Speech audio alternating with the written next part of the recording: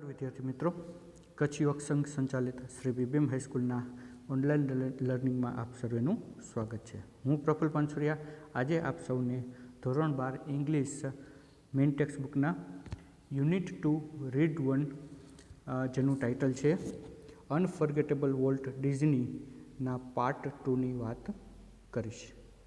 જેવી રીતે આપણે આ જ પાઠના પાર્ટ 1માં આપણે પ્રારંભિક વાત કરી ચૂક્યા છીએ અને વોલ્ટ ડિઝનીની કલ્પના શક્તિ દ્વારા એમણે જે કાર્ટૂન ફિલ્ડમાં પોતે જે રીતે પોપ્યુલારિટી મેળવી છે અને જે રીતે એણે પ્રખ્યાત ડિઝની વર્લ્ડ બનાવ્યું છે, ડિઝની લેન્ડ બનાવ્યું છે, એની આગળ વાત કરીએ તો એના પછી જે નેક્સ્ટ પેરેગ્રાફ છે જે આપણે પાર્ટ 2માં શરૂઆત કરીશું.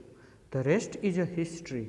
વોલ્ટ્સ mouse Mickey celebrated his 40th birthday in 1968. આગળ વાત કરી તો એમણે જે અલગ અલગ કાર્ટૂન સિરીઝ ચાલુ કરી એમાં સૌથી પહેલી જે કાર્ટૂન સિરીઝ હતી એલાઇસ ઇન ધ કાર્ટૂન લેન્ડ, ત્યાર પછી ઓસ્વાલ્ડ ધ રેબિટ જે ખૂબ જ સામાન્ય સફળતા પ્રાપ્ત કરી હતી.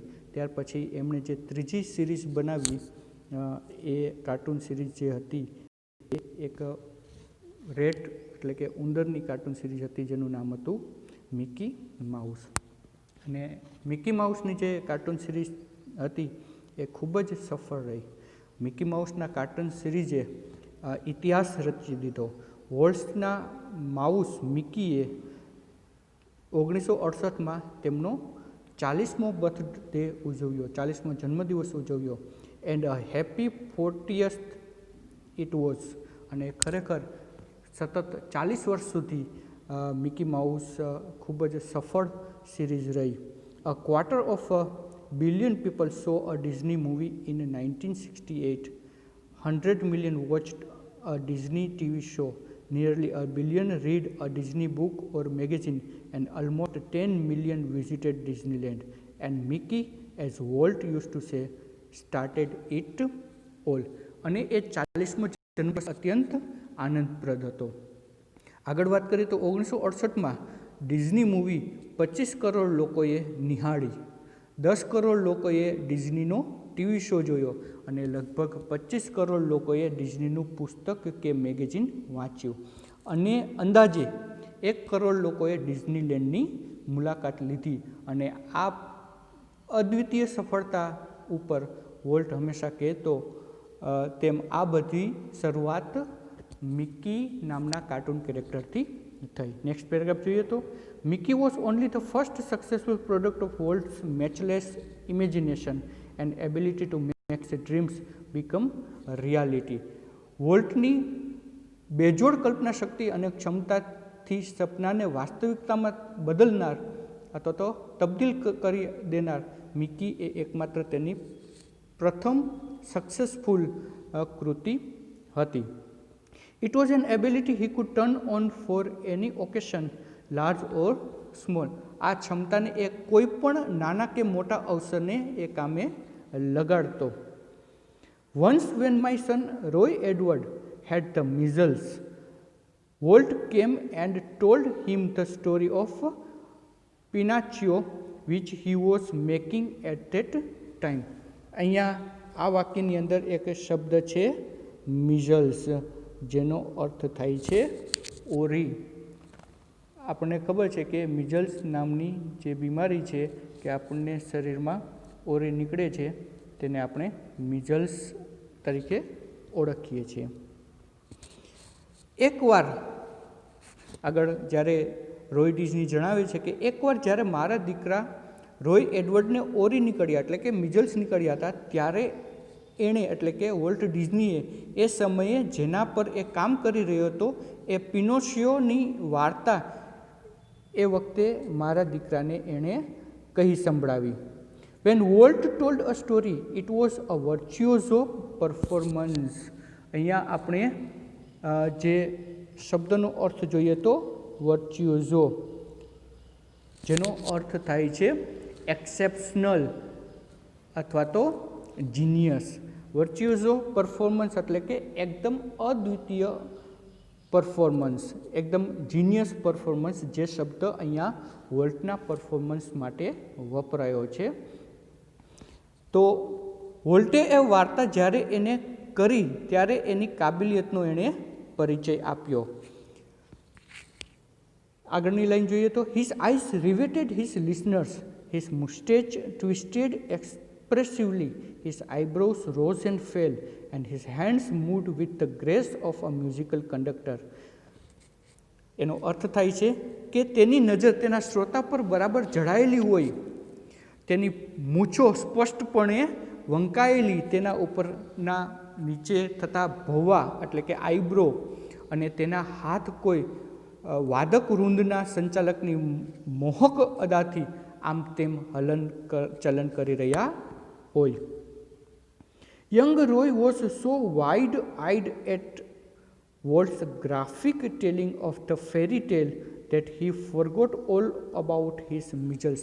અને જે અદ્ભુત પરફોર્મન્સથી એણે જે વાર્તા સંભળાવી અને રોય એડવર્ડે જે વાર્તા સાંભળી તો એને પોતાના ઓરીની જે બીમારી હતી અને એની જે પીડા હતી એ વાર્તાના રંગમાં એટલું બધો એ ઊંડો ઉતરી ગયો કે એને ઓરીની બીમારી પણ એ ભૂલી ગયો. Later when he saw the finished picture, he was strangely disappointed. It didn't seem as exciting as when Uncle Walt told it. He said it. પાછળથી જ્યારે એણે પૂર્ણ થયેલું ચિત્ર જોયું તો એણે આશ્ચર્યપૂર્ણ રીતે નિરાશ થયો અને રોય એડવર્ડે જણાવ્યું કે આ તો અંકલ વોલ્ટે નિરૂપ્યું હતું એટલું ઉત્તેજનાપૂર્ણ એટલે કે એટલું એક્સાઇટિંગ દેખાતું નથી. નેક્સ્ટ પેરેગ્રાફ જોઈએ તો like many people who work to create humour એટલે આનંદ, Walt took it very seriously. જે લોકો આનંદ સર્જવાનું કાર્ય કરે છે તેવા ઘણા લોકોની જેમ વોલ્ટ પણ આ દિશામાં એટલે કે આનંદ સર્જવામાં, લોકોને હસાવવાની દિશામાં ખૂબ જ ગંભીરતાથી કામ કરી રહ્યો. He would often sit gloomily through the funniest cartoon, concentrating on some way to improve it.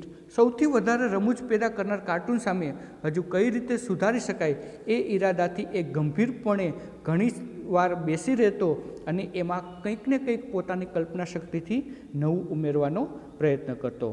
Volt valued the opinions of those work with him, but the final judgement was always unquestionably his.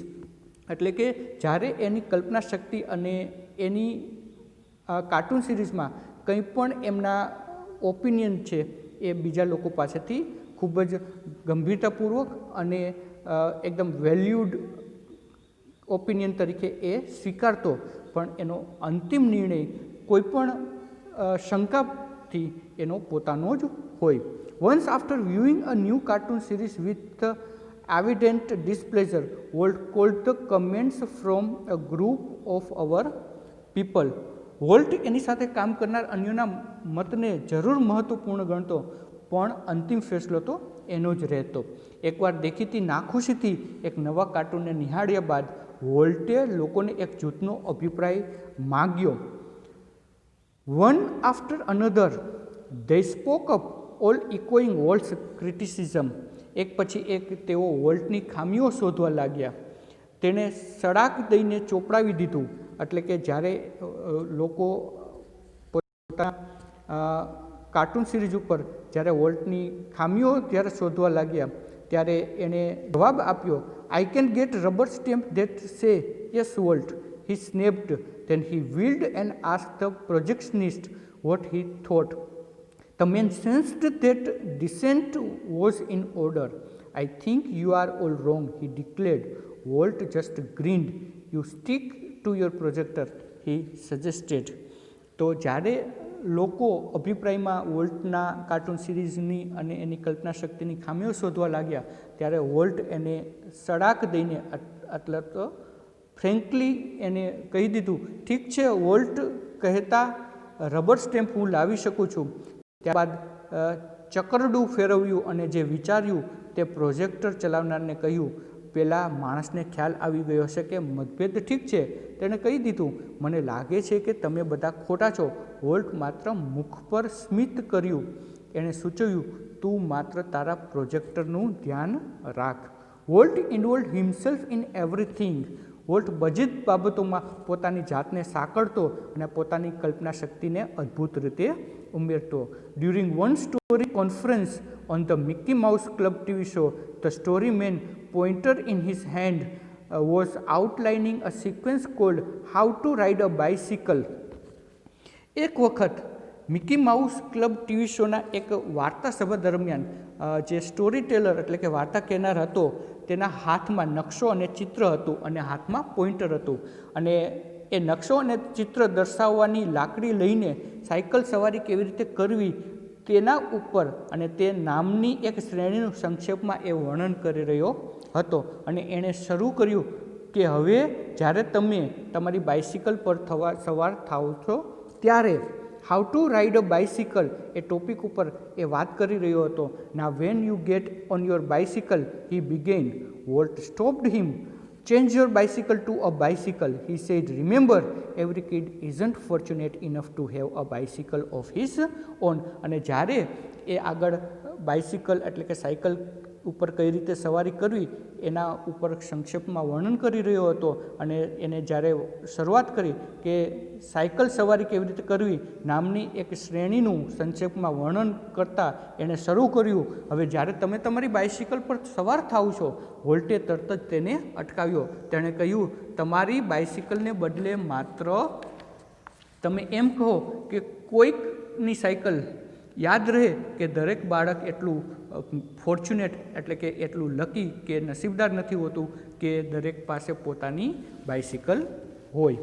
The story of Disneyland perhaps better than anything else illustrates Walt's vision and his stubborn determination to realize an idea he believed in. અહીંયા આ વાક્યની અંદર શબ્દ છે સ્ટબોર્ન. સ્ટબોર્નનો અર્થ થાય છે જિદ્દી. તો જે વોલ્ટનો સ્વભાવ હતો એ થોડો જિદ્દી એટલે કે એનો ઇંગ્લિશ અર્થ થાય છે ઓબ્સ્ટિનેટ. તો આ વાક્યની આપણે સમજૂતી જોઈએ તો કદાચ બીજા બધા કરતાં ચડિયાતી ડિઝનીલેન્ડની વાત વોલ્ટ જે પણ બાબતમાં માનતો હતો તેને સાકાર કરવાની તેની દ્રષ્ટિ અને દ્રઢ નિશ્ચયને પ્રતિષ્ઠિત કરે છે. For years, Walt had quietly nursed the dream of a new kind of amusement park. વોલ્ટનું એક સ્વપ્ન હતું કે એ પોતે એક મોટું કાલ્પનિક એમ્યુઝમેન્ટ પાર્ક જેના મગજમાં ચાલી રહ્યું હતું એ વાસ્તવિક એમ્યુઝમેન્ટ પાર્ક બનાવે. એટલે કે એમ્યુઝમેન્ટ પાર્ક એટલે અર્થ થાય છે ફન પાર્ક.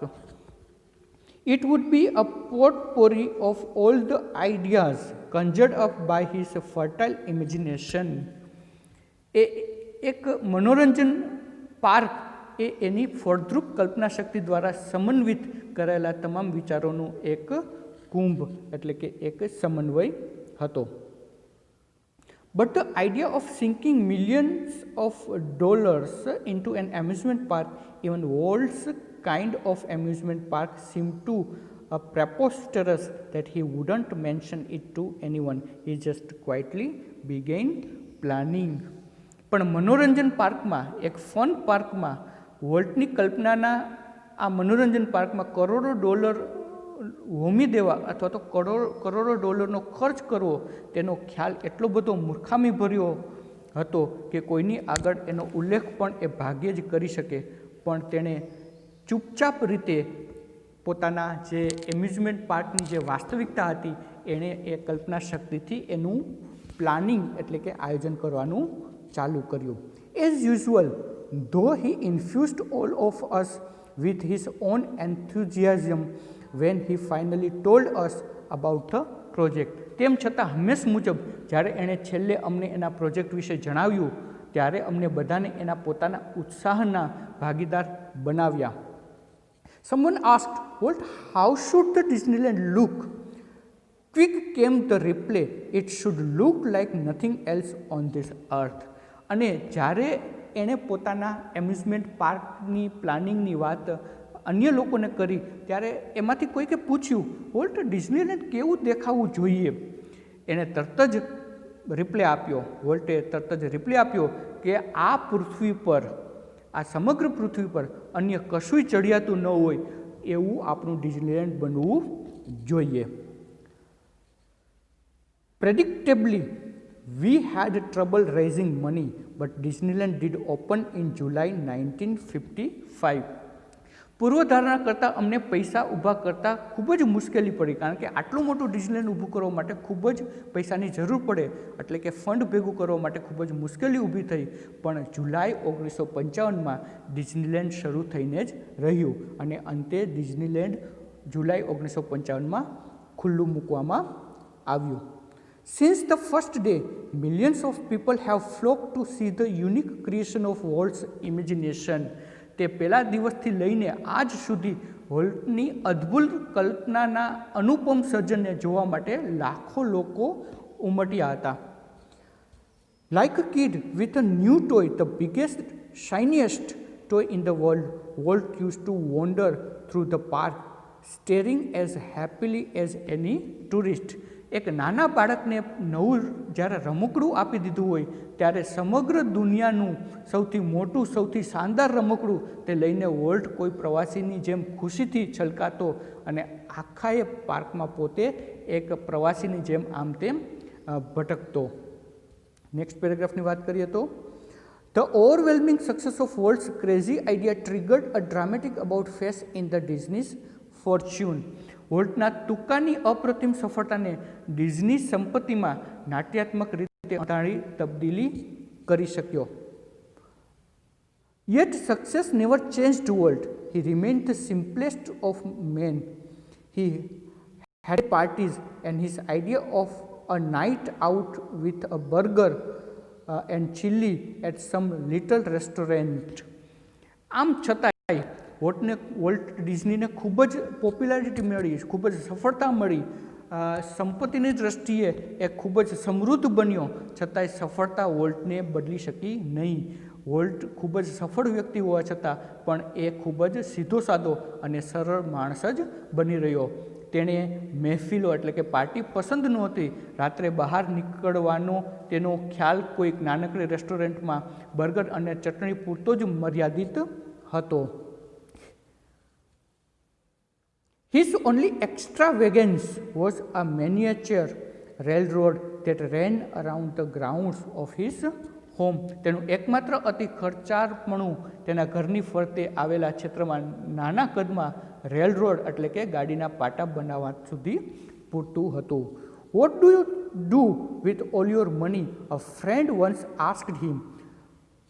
એક વખત વોલ્ટની સફળતા અને એની સમૃદ્ધિ ઉપર એના એક મિત્રએ એને પૂછ્યું કે તમારા આટલા બધા પૈસાનું તમે શું કરશો અથવા તો તમે શું ભવિષ્યમાં એનો ઉપયોગ કરશો. Pointing at the studio, Walt said, I fertilized that field with it, and it's true that Walt plugged money back into the company almost as fast as it came in. Studio તરફ આંગળી ચિંતા વોલ્ટે જવાબ આપ્યો કે એ જે પૈસા એણે કમાયા છે, એને સમૃદ્ધિ જે પ્રાપ્ત કરી છે, એના વડે, એ બધા પૈસા વડે પેલું જે એનો સ્ટુડિયો છે એ ક્ષેત્રને હું ફળદ્રુપ એટલે કે ઉપજાઉ બનાવું છું. અને હા, એ સાચું છે કે એ જેટલી ઝડપથી તેની પાસે પૈસા આવ્યા એટલી જ ઝડપથી તેણે એ કંપનીમાં પૈસાનું તરત જ ઇન્વેસ્ટમેન્ટ એટલે કે રોકાણ કર્યું અને કંપનીને ખૂબ જ ફળદ્રુપ બનાવી અને ખૂબ જ સફળ બનાવી. Being solvent for the first time since he started his in business gave Walt a chance to develop other ideas. જ્યારથી ધંધો શરૂ કર્યો ત્યારથી માંડીને પહેલીવાર એ દેવાળીઓ બન્યો જેનાથી વોલ્ટને બીજા વિચારોનો વિકાસ કરવાની પણ તક મળી. This included the development of mineral kind an alpine-like valley high in the Sierra Mountains, a California Institute of Art for which he donated the land and several $million, and the most ambitious of all, $100 million Disney World and City of Tomorrow in Florida. જેમાં સમાવિષ્ટ છે કે mineral kind એટલે કે સિરિયા પર્વતમાળાના ઉપર તરફ Alps પર્વતીય વનસ્પતિ ઉગાડવાનો એક નીચાણવાળો પ્રદેશ છે તે કેલિફોર્નિયા ઇન્સ્ટિટ્યૂટ ઓફ આર્ટ, જેને માટે એણે લાખો ડોલર્સનું દાન કર્યું. અને બધામાં સૌથી વધુ જે એમ્બિશિયસ એટલે કે મહત્વાકાંક્ષી $100 મિલિયન ડિઝની વર્લ્ડ અને ફ્લોરિડામાં આવેલું સિટી ઓફ ટુમોરોના વિકાસ માટે પણ એને પોતાના પૈસા નું ઇન્વેસ્ટમેન્ટ કર્યું અને પોતાના પૈસાનું દાનમાં પણ એને તબદીલ કર્યું. Tragically in the midst of all his activity Walt was stricken with this fatal illness. I heard him refer to this cruel blow only once. પણ અત્યંત દુઃખદ રીતે આ બધી પ્રવૃત્તિઓ જ્યારે એના મનમાં ચાલી રહી હતી, એ પોતાના સ્ટુડિયોને અને પોતાના ડિઝનીલેન્ડને ડેવલપ કરી રહ્યો હતો, ત્યારે જ વોલ્ટને એક જીવલેણ બીમારી લાગુ પડી. મેં એને એકવાર આ કુઠારાઘાતનો ઉલ્લેખ કરતો સાંભળ્યો હતો. અને whatever it is I have got, he told me, don't get it. અને એણે મને કહ્યું કે મને જે વ્યાધિ થઈ છે એ કોઈને પણ ન થાય, કે જે દુઃખ અત્યારે જે જીવલેણ બીમારી હું સહન કરી રહ્યો છું, એની પીડા હું સહન કરી રહ્યો છું, એ વોલ્ટ ડિઝની એવું કહે છે કે એ બીમારી અને એવી પીડા એ કોઈને પણ ન થાય. I visited him in the hospital the night before he died. Walt ડિઝનીનું જ્યારે મૃત્યુ થયું એની આગલી રાતે મેં હોસ્પિટલમાં એની મુલાકાત લીધી હતી. Although desperately ill, he was as full of plans for the future as he had been all of his life. ભયંકર રીતે વોલ્ટ ડિઝની માંદો હોવા છતાં તેના સમગ્ર જીવન દરમિયાન જેમ એણે આયોજનબદ્ધ કાર્ટૂન સિરીઝો બનાવી હતી, ડિઝનીલેન્ડનું નિર્માણ કર્યું હતું, જેમ એ પોતાના કલ્પના શક્તિમાં રહ્યો હતો, તેમજ તેનું મન ભવિષ્યના યોજનાઓના આયોજન જ કરતું હતું. લાસ્ટ પેરેગ્રાફ જોઈએ તો, Walt use to say that Disneyland would never be finished and it never will. Walt હંમેશા કહેતો અને એવું કહેતો કે ડિઝનીલેન્ડ ખતમ થવા સર્જાયું જ નહોતું અને એનો અંત કદાપી નહીં આવે. I like to think too that Walt Disney's influence will never be finished, that through his creations future generations will continue to celebrate what he once described as that precious as well as something in every human being which makes us play with children's toys and laugh at silly things and sing in the bathtub and dreams. હું પણ એમ જ વિચારું છું કે volt ડિઝનીનો પ્રભાવનો ક્યારેય અંત નહીં પામે અને એના સર્જન દ્વારા એણે એકવાર જે વર્ણવ્યું હતું અને જે સમગ્ર ડિઝનીલેન્ડનું અને કાર્ટૂન સિરીઝનું એણે પોતાના સમગ્ર જીવન દરમિયાન અદ્ભુત કલ્પના શક્તિથી જે નિર્માણ કર્યું હતું, તેમ દરેક માનવમાં એક મૂલ્યવાન એટલે કે એક અજર અમર કશુંક એવું રહેલું છે કે જે આપણને બાળકના રમકડા રમવા અને નાની નાની ક્ષુલ્લક બાબતો તરફ હસવા તેમજ બાથ ટપકે સપનામાં ગાવા તરફ દોરી જાય છે. આગામી પેઢીમાં તેનું સ્તુતિ જ્ઞાન કરતી રહેશે અને આગામી પેઢી તેને હંમેશા યાદ કરતી રહેશે.